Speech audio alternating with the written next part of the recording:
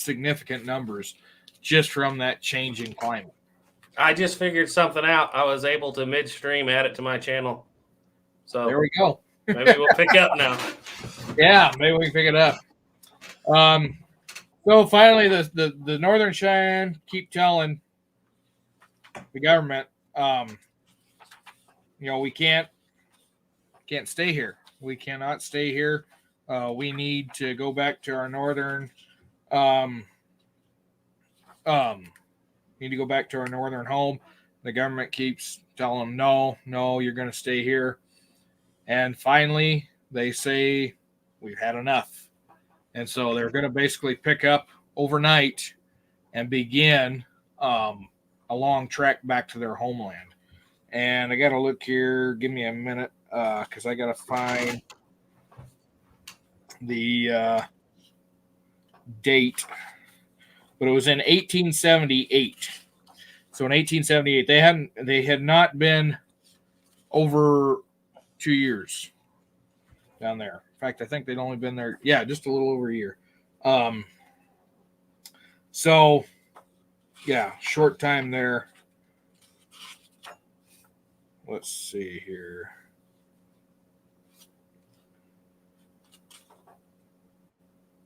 For all of you that just came in, let me explain. We were trying to run it just on Duke's channel, and we didn't have a whole lot of people here, so we added it to the 11 Bang Bang channel again. You want me to go through some chats here that just popped up? Yeah, go ahead. Okay, so By Land and Sea said, was this when the third cav got involved? Yeah, third cav was in that. Because I know I may have misspoke on the fourth cav. I know the second, fifth, and third were all involved in that. Because the third cav winds up getting, in late 1870s, getting stationed at Fort Laramie, a couple companies. Company winds up at Fort Robinson. There's a company that winds up at Camp Sheridan. And then, the fifth cav was out there. So second, third, and fifth, and seventh had all partaken in that. I want to say that there was a company of the fourth, but I cannot remember off the top of my head. I'm going to have to look that up. Anyways, September 9th, 1878 is when Dull Knife and Little Wolf basically say, we're going home. They take off. And they leave the reservation in Oklahoma and begin their exodus north. They'll go through Kansas, go through Nebraska, and then wind up at Camp Robinson almost in December of 1879. Actually, I think it was November. 6 weeks. It was 6 weeks. So it was October. 6 weeks. It took them to travel that distance. Now, there were some incidents that took place with some young warriors in Kansas. There was a little bit of raiding that was attributed to them in northwestern Kansas. But overall, they were just trying to get home. And the Army started chasing them, and the Army couldn't catch them until they got outside of Fort Robinson in October. And finally, Dull Knife decides they're dying. Winter's coming in. They cannot keep running. And so soldiers arrive, and that was a group from the 3rd Cav.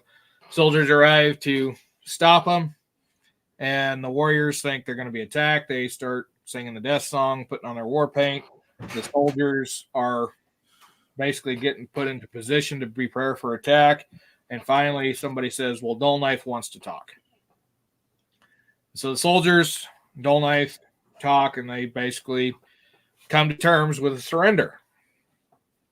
And so the Army at that point tells them, okay, we're going to accept your surrender, but you have to disarm and dismount, basically turn your horses in. And so they didn't do it right away. They gave them a little bit of time. And in that time, the Cheyenne managed to take their best guns and hide them. They disassembled them, put them in different places. A lot of them were hidden in baby bundles or on the women because the soldiers did not search women.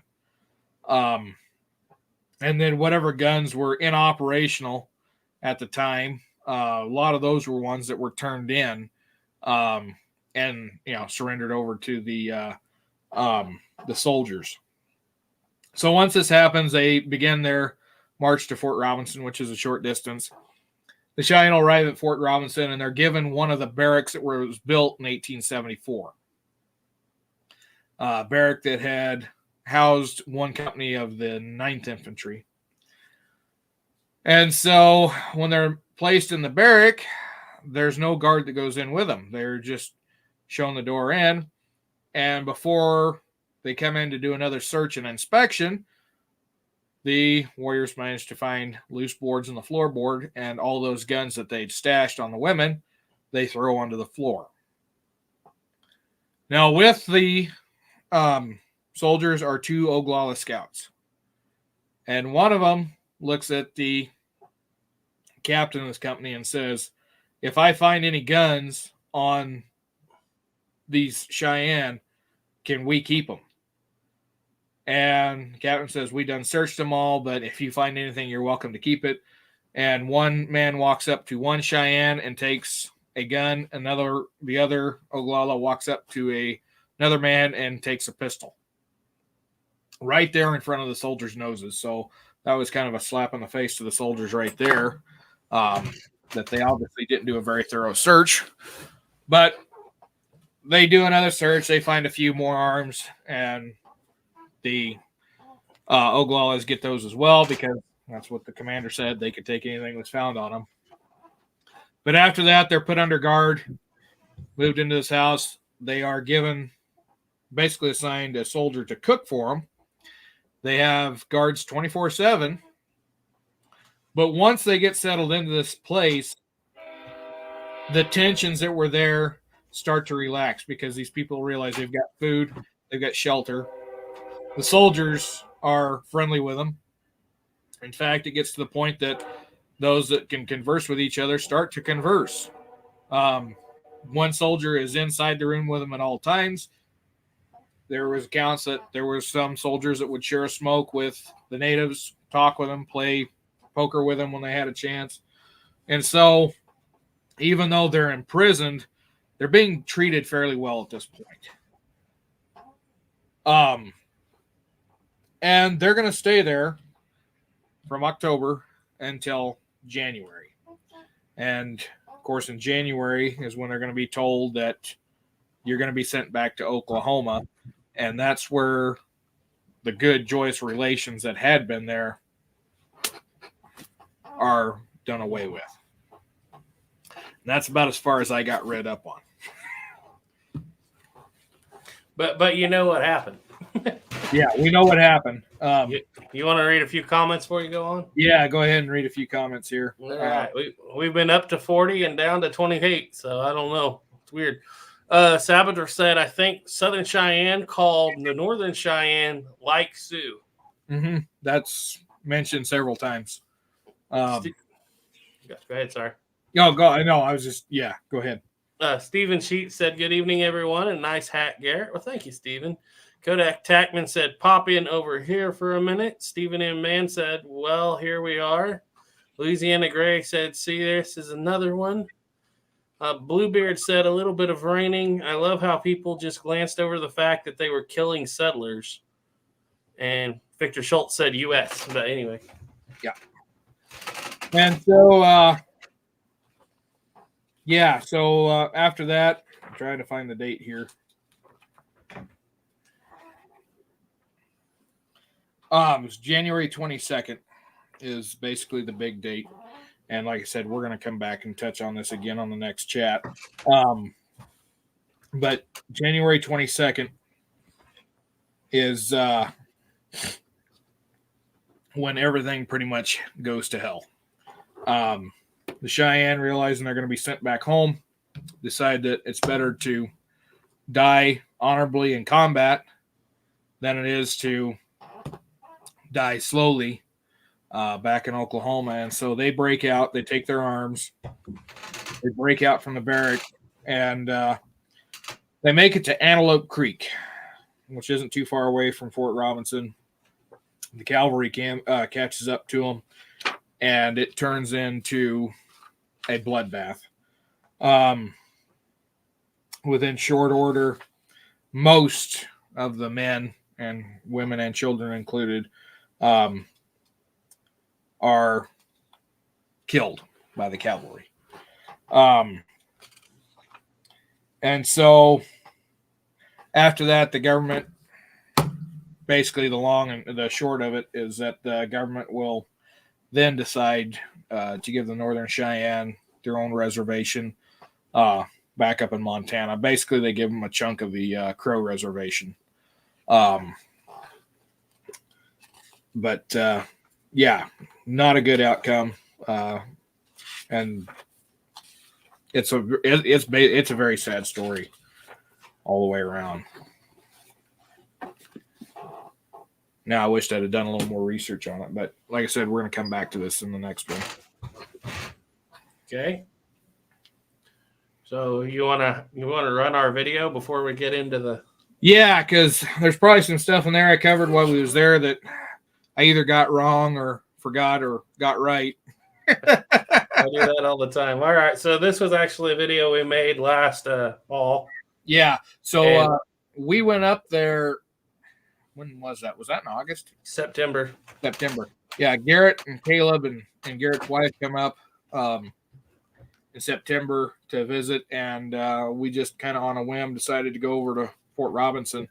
And it was kind of got there later in the evening, but we got a chance to see a good portion of it. And so just out of the blue, we decided to start recording with our phones. And so we recorded some of it. And so, yeah, Garrett's going to play that here. Bang, bang. I just wanted to preface this little video with a little introduction. I was just out on a trip to see Duke Frazier spend some time in the Rocky Mountains, and as is par for the course, anytime we're around where Duke is, we will go visit him. And generally, he'll say, hey, come check this place out, this historical site. And we did go to a couple of historical sites. This was the last stop we made that day, Fort Robinson, Nebraska. Now, I had read about Fort Robinson in the past, but, as usual, at that moment, what the significance of Fort Robinson was had slipped my mind.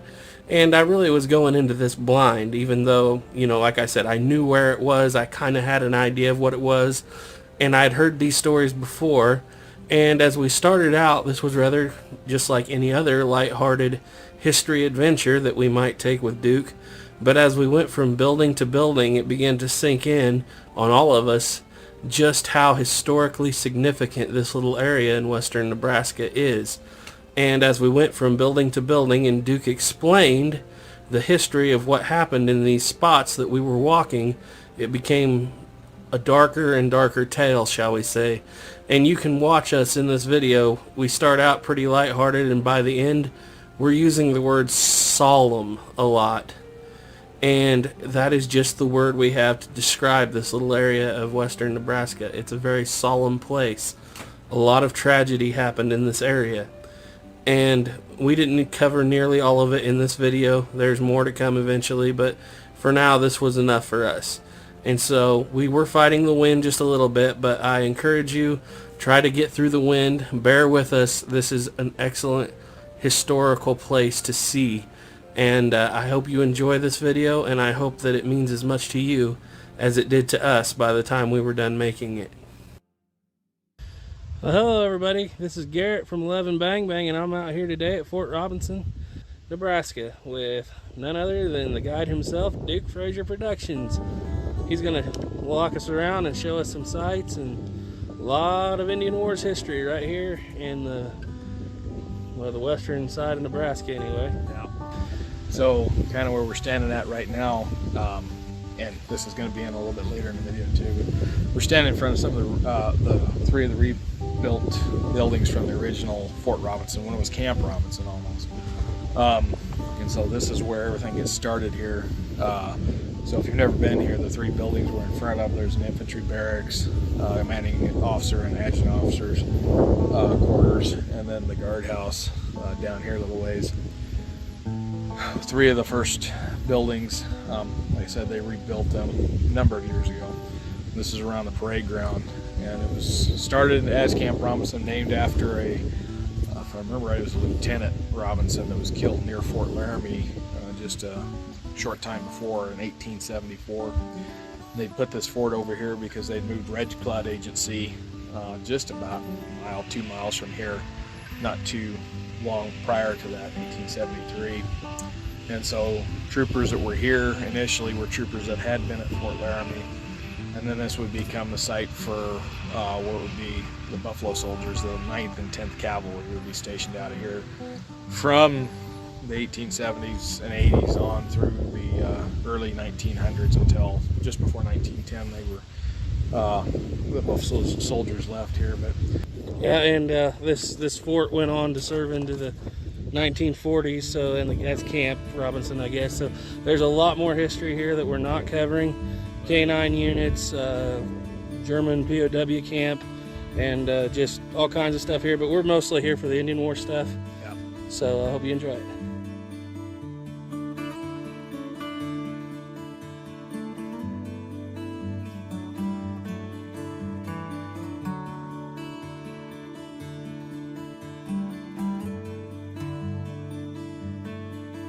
We're at the Break Cloud Agency, where it was at from about 1873 to 1877.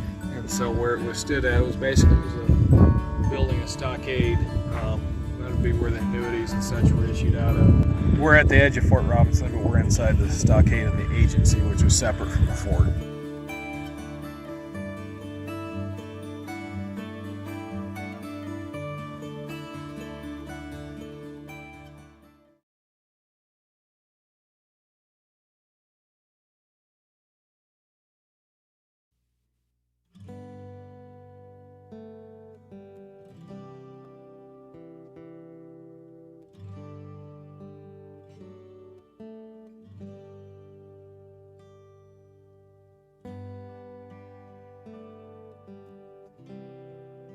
Yeah, hard to put words together, but this was a spot, September of 1877, that Crazy Horse was killed. Come in to talk with the commanding officer who wasn't here. They tried to put him in the guardhouse, and when he tried to escape, he ran out the door, was grabbed a hold of here, and bayoneted. Wow, here on the spot. He didn't die immediately, he died quite a bit later on.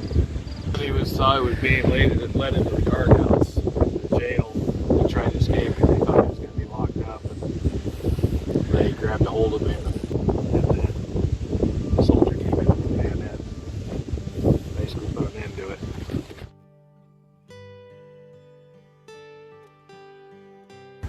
Alright, so this building here is commanding officer's quarters, or office, and the adjutant's office. And this is the office where they brought Crazy Horse in and be where he would die 5 hours after he was bayoneted. So yeah, it's a very solemn place.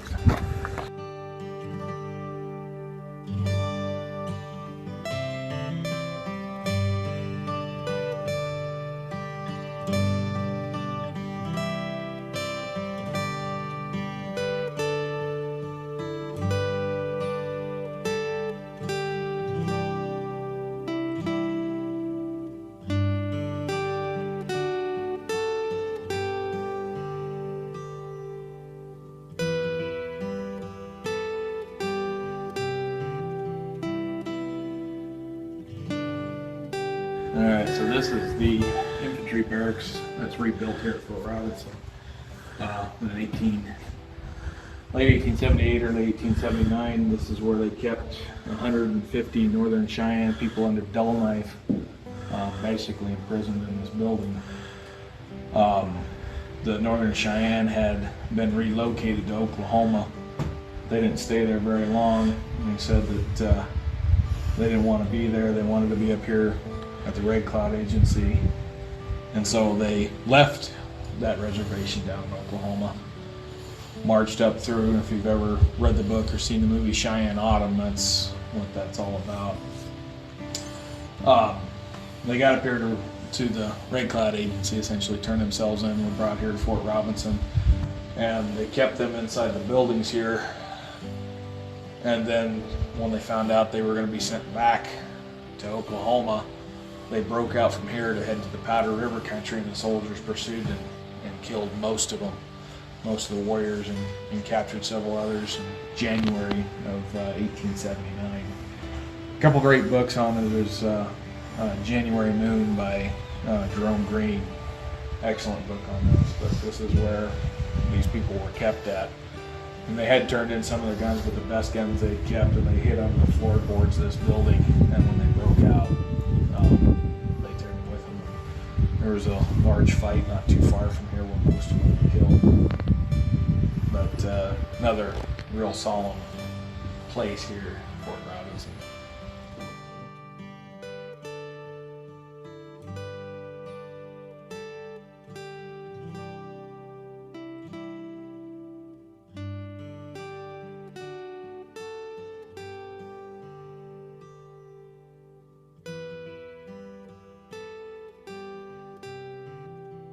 Well, guys, appreciate Duke coming out today and helping us make this video. And this is one of the more solemn on the roads.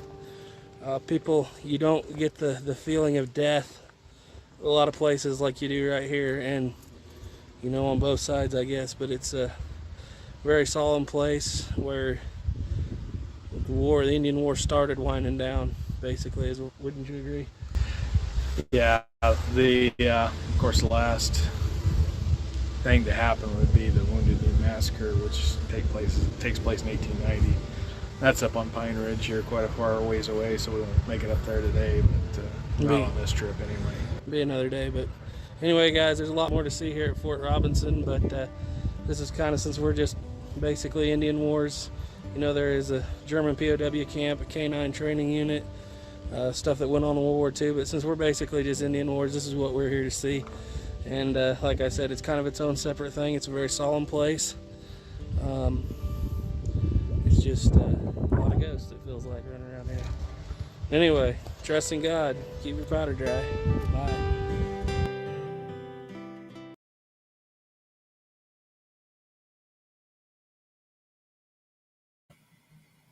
You turned your mic off, Garrett. We both did. I was looking at your mic. I was looking at your mic symbol.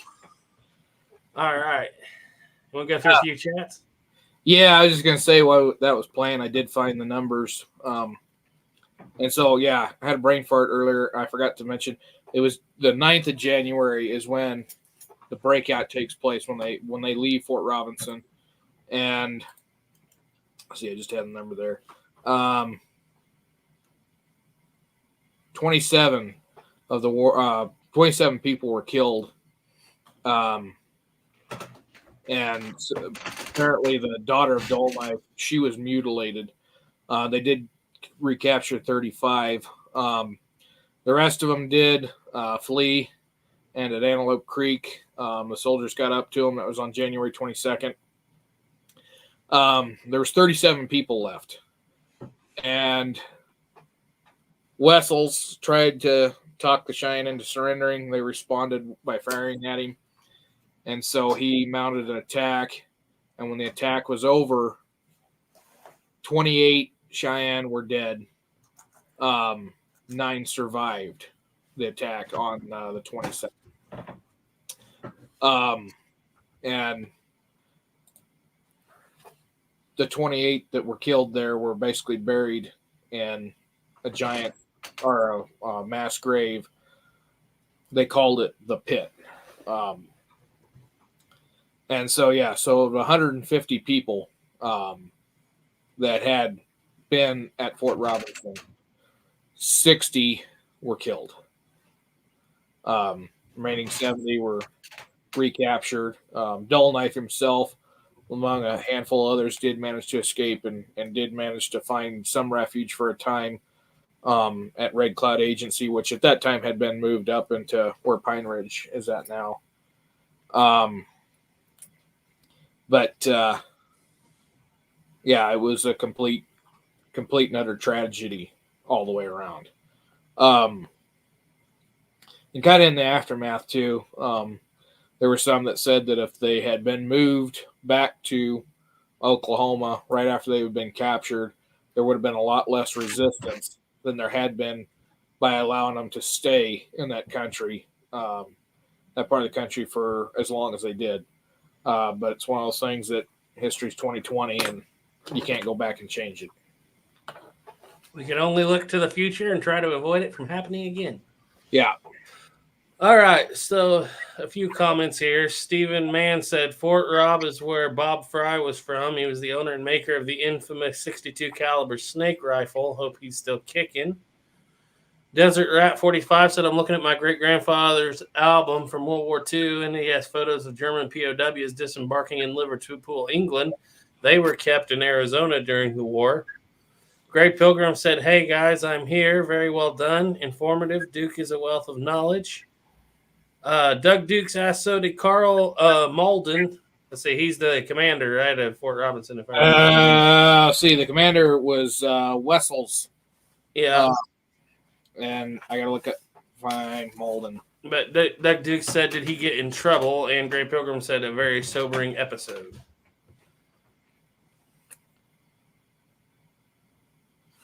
I can't find his name here. Yeah, this is a very, very sobering. One of the things here I was going to read off. It says here, and this is the formal board proceedings that took place after this. On the morning of the 10th, when the bodies of the dead Indians were being collected by the post adjutant for burial, it was found that more than a dozen of them had been scalped, and 2, that many of the dead squaws' persons had been indecently exposed. We had no evidence that soldiers took part in this, although due inquiry has been made. There is evidence that civilians were seen examining the dead and taking therefrom blankets that had been placed over them by the officers and soldiers. And the inference is that these men had not only robbed but committed these barbarities on the dead. And the evidence shows that at least one had boasted of having arrived in time to have killed a squaw, and that was likely Dull Knife's daughter.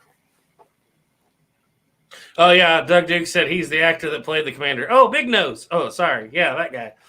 Oh, he's yeah. in every movie. I forgot his name.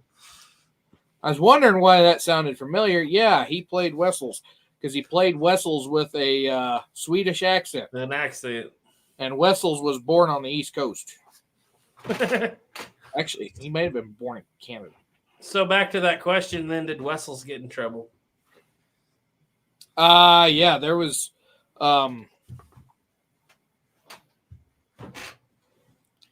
let's see here, because I haven't got all the way into it. I'm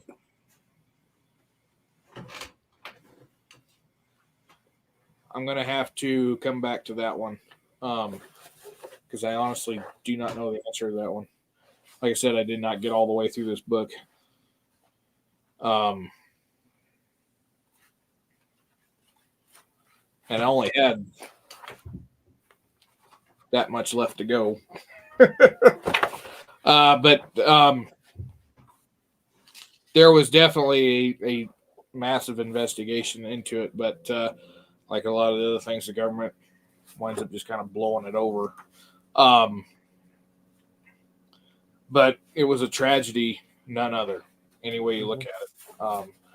It was a complete tragedy that a little diplomacy could have gone a long way to resolve. The government don't get it always right today, and they sure didn't get it right back then either every time. Yep. Sabador said every year the Lakota and Cheyenne have a Fort Robinson run. Yep. Yeah, they have a Fort Robinson run. They have was that a bike deal or no, the young adults run that, teens. They also have one for Sand Creek as well. It's a memorial run. Oh, like a run. Okay, it's not like, okay, I got you. Yeah, it's I forgot. Somebody explained to me how they do that, but they go out and they start at, like the one for Sand Creek, they start at Sand Creek. If I remember right, they run to the Capitol in Denver. And so they don't run the whole way. They'll run for as long as they can, and then they'll get a little break, and then they'll start running again. But yeah, they have the Fort Robinson run. There's several of those that take place. Casabiter, I think there's a run up there in the Black Hills too, if I remember right, where they run basically what they call the Red Circle, the Red Valley around the Black Hills. Gray Pilgrim said it was sick. I read "Bury My Heart at Wounded Knee" and it made me feel soiled. Yeah. Stephen M. Mann said I managed to miss most of this episode. Well, that was a mess up on my part. Yeah, we thought we'd do it all on my channel, and now we're running 50. I didn't even know I could actually add our channel in the middle of the stream, and I really wasn't planning on it, but I hit the button and it said you're live, and I thought, well, I guess we're here. Yeah. Two things are going to happen when I start clicking buttons up there. Either something's going to change or we're going to go offline. I've had that happen before too. Yeah, let's not do that one. Gray Pilgrim said, out here in Oregon, the Consolidated Tribes host a gathering. It is quite interesting. I'm going to look up Wessels here right quick. Let's see what happened. Yeah, and see what happened. I remember something happened. He was born in Sackett Harbor, New York. Sackett Harbor, New York. Maybe it was Jubals founded that. But maybe it was to very Swedish parents. Yeah, it could have been. Apparently, there's not much happened to him because in 1892 he got promoted to major and be commander of a regiment during the Spanish-American War, and he was at San Juan Hill. Then got promoted to colonel in 1899, and then became colonel of the 2nd Cavalry Regiment in 1901. Was part of the Philippine-American War, and then discharged for poor health. Made it all the way to Brigadier General in 1904, and then he died in 1929. So obviously not much happened to him. And the thing is Wessels, he took command in the middle of when the Cheyenne were being kept, or towards the end of when the Cheyenne were being kept there. Carleton had been there before, and Carleton was the one that I said Carleton. I gotta double check. I'm pretty sure it was Carleton. He had been there, and he was the one that had treated them very, very well. Made sure that they were being fed regularly, they were kept warm, try to get them as much clothes as they can, and allowed doctors to provide medical aid regularly. Major Caleb Carleton. But then Wessels takes command on the 4th of December, and basically he's going to become fairly strict with them. Puts more guards on them, starts to have the women working outside in harsh conditions, restricts their access to firewood, but then he does put in for the Army to supply them with better food, and orders better clothing for them because he says they're dressed essentially in rags. So it was kind of a half of one, half for the other. Became more harsh on them at the same time, tried to get them a little bit better situated. But January 3rd is when they were told that they were being sent back.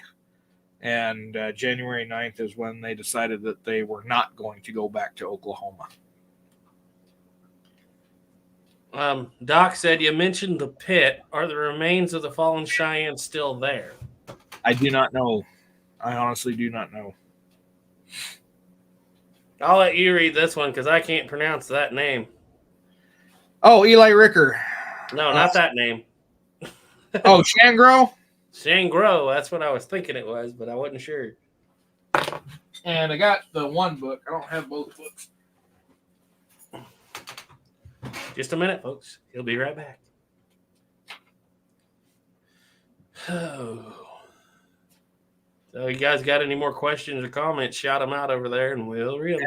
Probably in the second book. I've only got the first one. So this is another great source for information. This is the native views. So I doubt Shangro is going to be in here. He might be. Ooh, excuse me.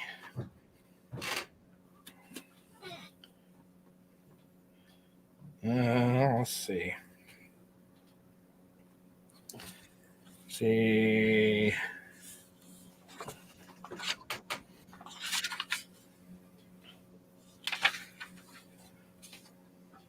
Towards the back, Salvador said. Okay. Let's see if they just had the Cheyenne outbreak. Yeah, they do cover the Cheyenne outbreak here, and it's actually only mentioned on one page or 2 pages. Footnote for one, and a full page on the other. So let me go to 264 and see what they got here. Oops, too far back. I think that's pretty funny. Salvatore not only knows the book, but he knows exactly where it is. that is an excellent historian too. When are we going to have him on this show? One of these days, we're going to work it out. We just got to work it out. Desert Rat said, keep doing the shows. Real history you'll never get from a high school textbook.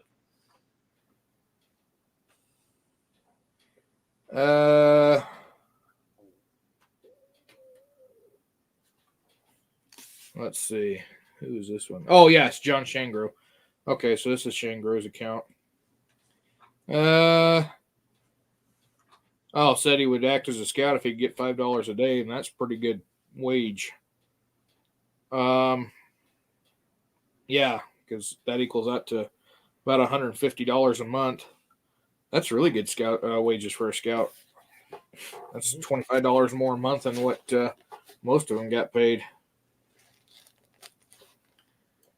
Let's see.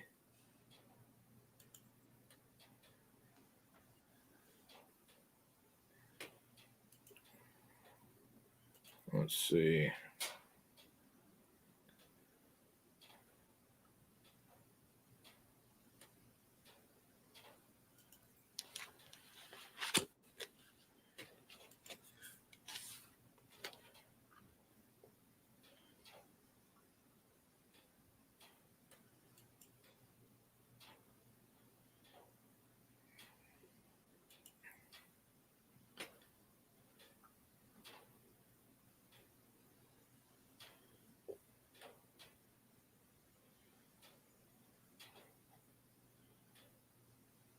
Yeah, this is where he's talking about when they're out looking for him.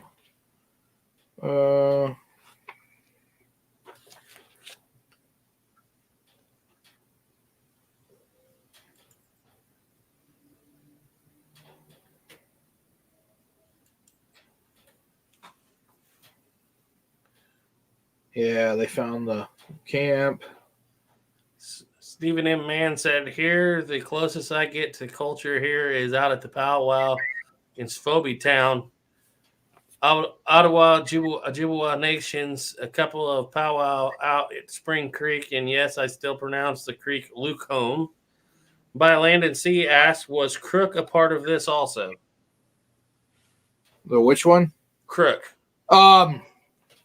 Crook was the commander of the Department of the Platte. So he was the overall commander. He didn't partake in the fight. He was part of the review process after the fact. So at this time, yeah, Crook is still operating between Omaha, Fort Laramie, Fort D.A. Russell, because this is all his division. He hasn't been reassigned to Arizona yet. Doug Duke said, read it, Duke. I'd read it out loud, but it's one of those I get to reading out loud for too long and I get tongue-tied. I do that too. Stephen and Man said, what's funny is when they get into my regalia, they call me Sue. Gray Pilgrim said, lads, I'm off.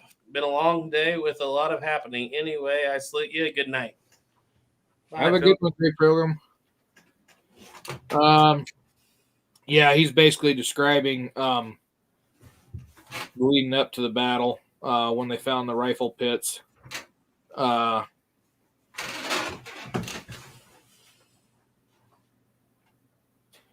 Little fight that had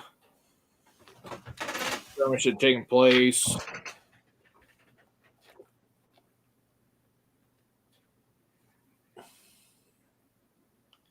Yeah, this is as they're trying to follow him up.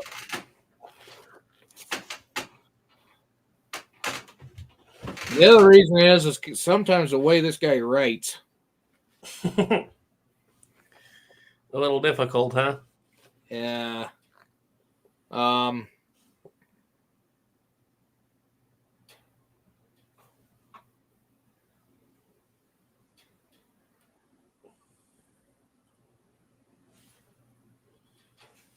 Yeah, he's describing the.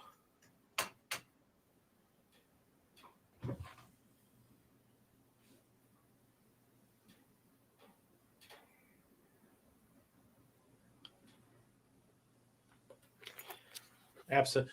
So, yeah, so this is how he describes how the fight took place. John saw that he was not hurt very bad, and went back to the captain.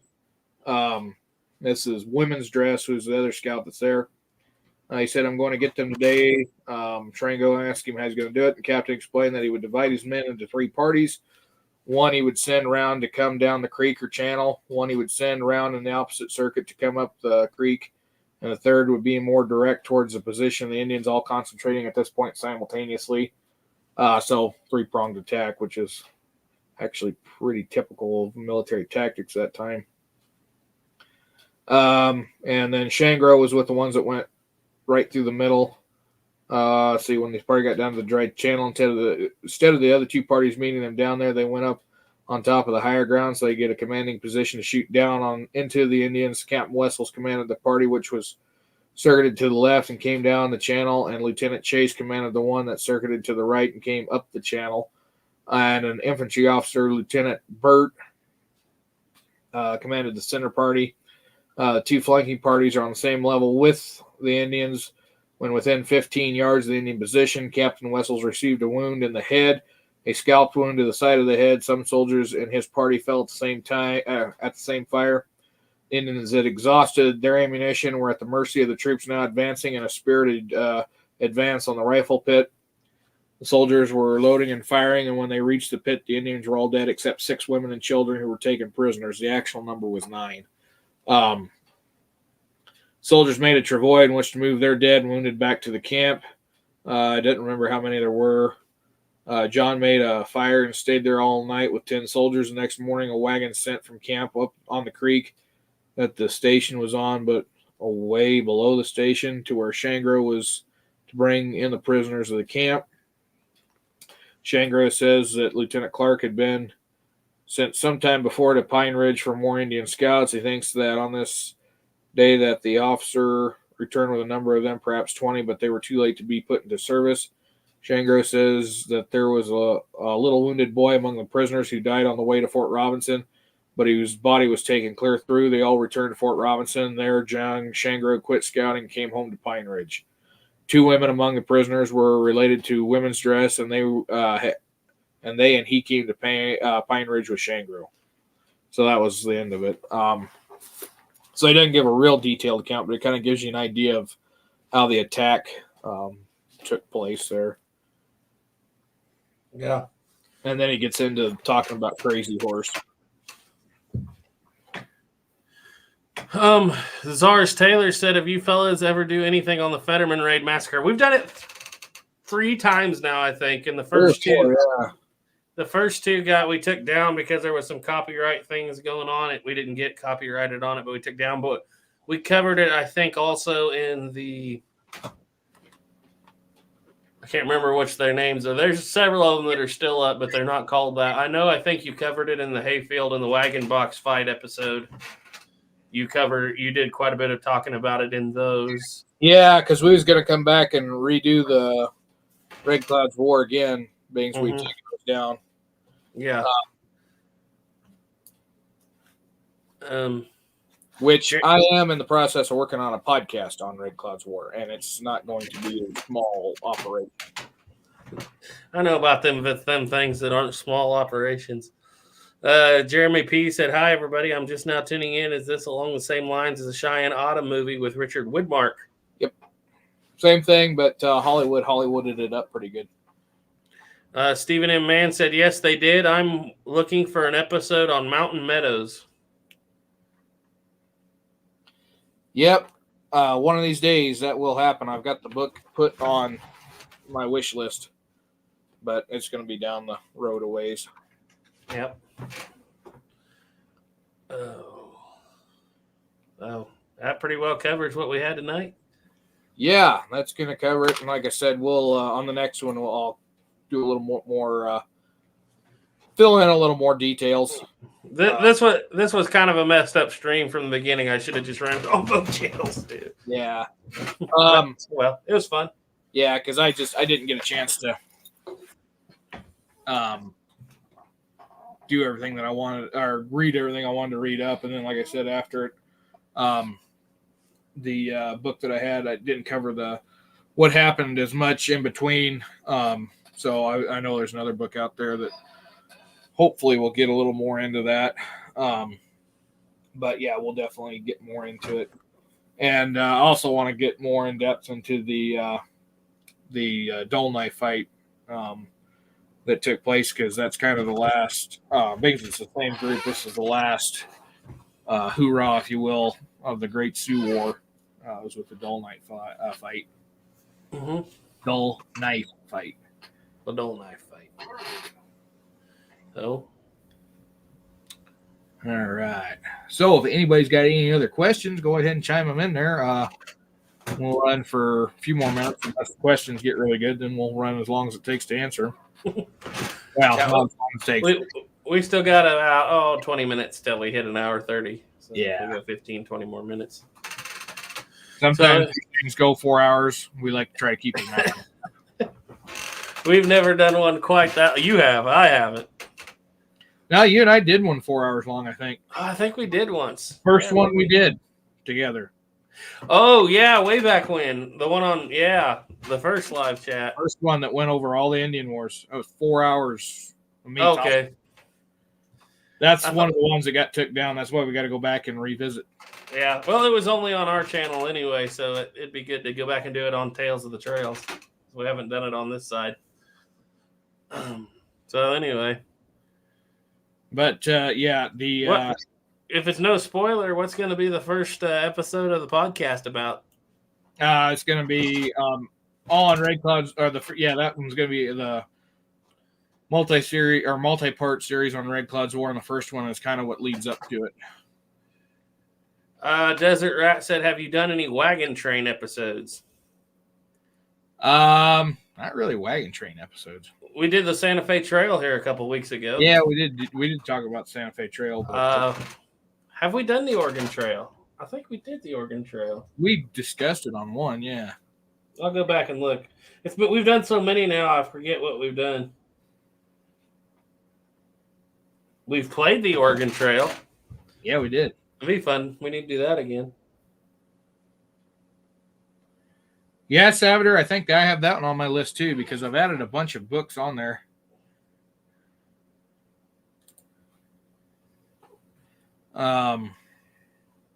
See if I have that one on there. I've added so many books, some I've forgotten that I've gotten on the list.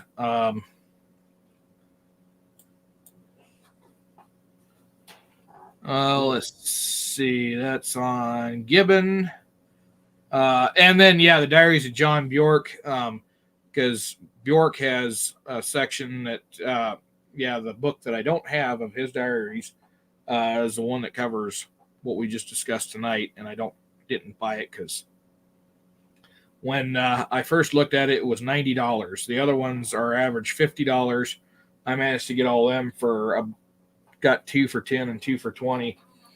But this last one, being it covers the Cheyenne outbreak and crazy horse getting killed, it averages about $100.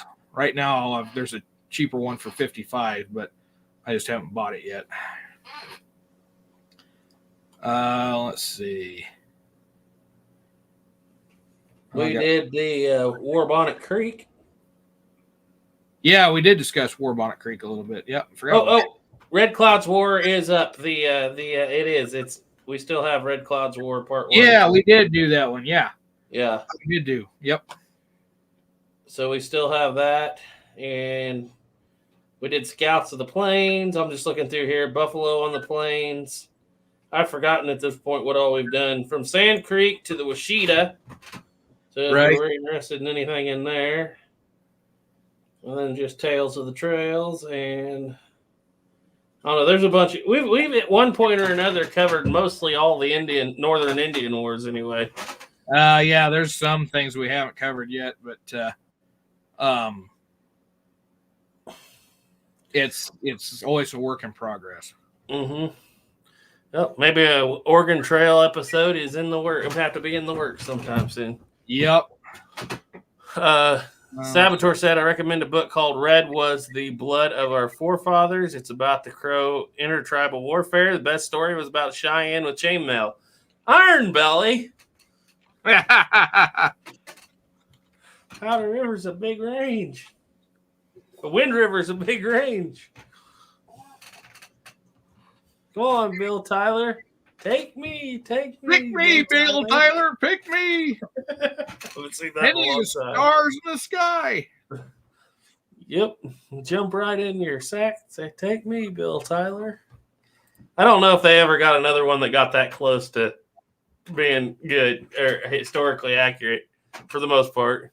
Yeah, there was some things that weren't historical accurate, but it was pretty. They put out an effort. But I was reading somewhere that the scene where the guy gets lit on fire, yeah, that was not scripted. Oh, really? They were I can see that. They were having a drunken brawl while the cameras were rolling, and this one guy gets caught on fire because somebody dumps whiskey on his head next to the fire, and that was back when they didn't care. By the way, this is the Charlton Heston movie, The Mountain Men, but that was back when they didn't care that much about animal safety on set. Some of those horse stunts are insane in that thing, and you can tell when it's not green screened, it's not nothing. You're like, that dude literally just took that horse head over heels upside down in that creek. Somebody really did that. The way they did that is they would tie a cable to that horse and run that horse at full gallop, and then the horse would hit the end of that. And a lot of times, the reason why that got banned in movies and the whole reason PETA got involved with it is because it would quite often break the neck of the horse. It was insane to watch. I'll say that much. Because if you watch Valdez is coming at the end of it when he's riding between the two horses, you can see the cable when they do that. They do it in Mountain Men. And then I was watching the making of Butch Cassidy and the Sundance Kid, and they do it in that too. Because they talked about how they had to do it with this. They do it with one of the mules, and they had to do it in a way in which he wouldn't break his neck because by that time it had become illegal to do it. But one of the ways they got around that too was to film outside of the country. Well, that first scene where Brian Keith chases Charlton Heston down in the river with that shotgun, I'm like, if that had been a real life scenario and your buddy did that to you and caused you to go upside down, probably lose all your provisions and everything in the river, probably wouldn't be buddies anymore. You could have killed my horse. Exactly. What I love about it is that scene where Brian Keith's just sitting there just yawing in his ear while he's trying to shoot that flintlock, and he lets off with that, and that pan sprays Brian Keith right in the face, and you're like, well, that wasn't scripted, I guarantee you, but that probably happened a lot in real life. Yeah. Oh, yeah. That one wasn't scripted either. Told you they was Crow. Oh, we're doing on your channel. All right, I won't. Yeah, don't get too carried away. Oh, so anyway. God. Immigrants. Oh! Oh, man. So, anyway, we're getting up there. We've got about 10 more minutes to go if you guys have anything else to say out there. I have to ask, Zaris Taylor, are you very close to Gray Pilgrim if you're still out there? Because Gray, he didn't have a setup to do live streams. Thinking maybe if you were that close to him, maybe we could work something out where he went over to your place and did a live stream. I'd love to have Pilgrim on here, and you too as well at some point on our show, not on Duke's, obviously, on the Reload show.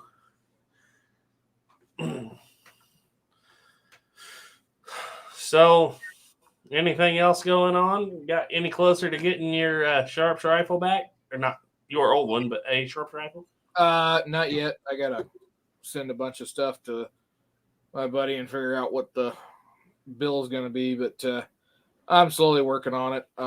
Right now I got a bunch of other things I'm paying off on. I spent a couple things that I needed for work, and I thought, hey, I'll take a tax write-off. Problem is, I bought them after the 1st of January, so it ain't going to help me this year. Yeah. And then there's somebody in Kansas that I owe money to for again. I don't know who that is. Yeah. But, yeah. Hopefully, yeah, I'll have the Sharps here by hunting season next year. Or the end. Hunting season this year.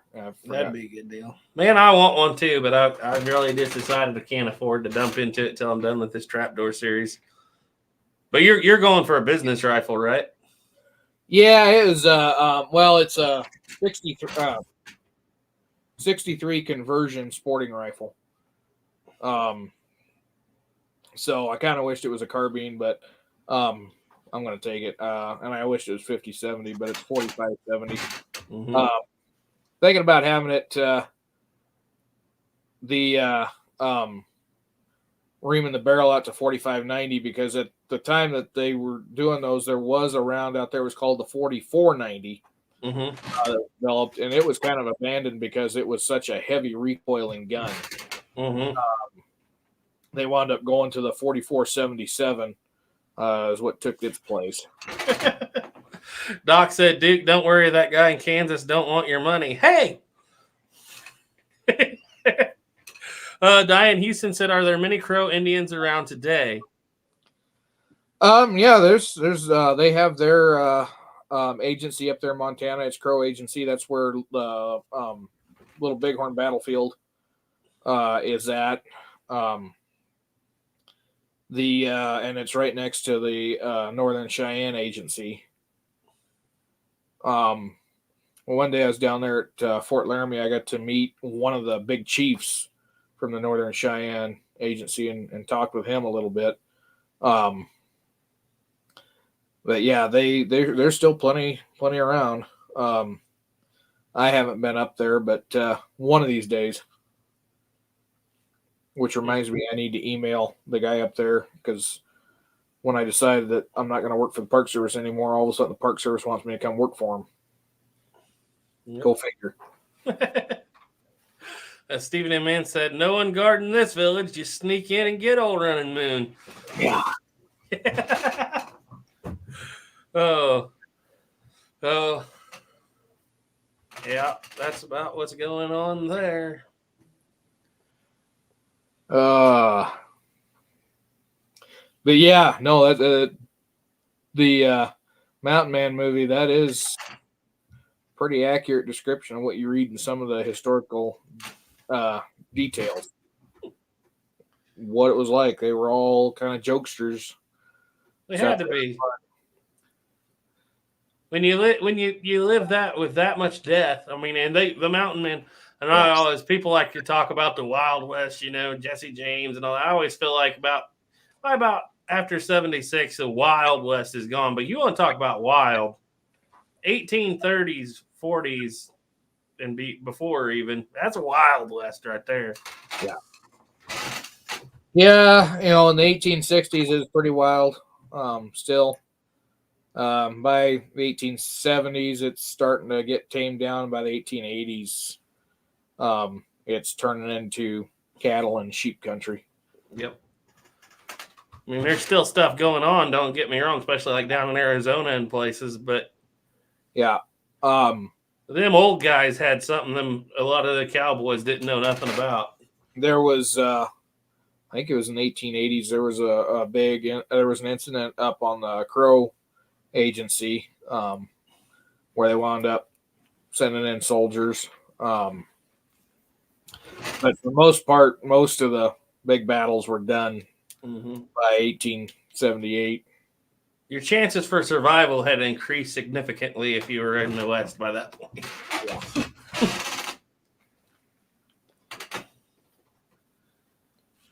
Jared said, what books would you recommend on Buffalo Bill? He's an uncle. I have a few, but I'm always looking for more and opinions.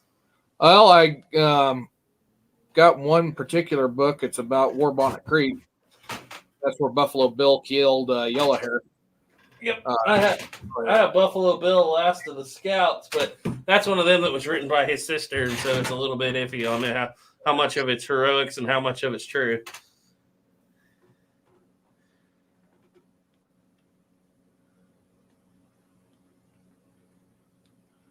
Yeah, I'm trying to think. I don't have any others that really get too much into it.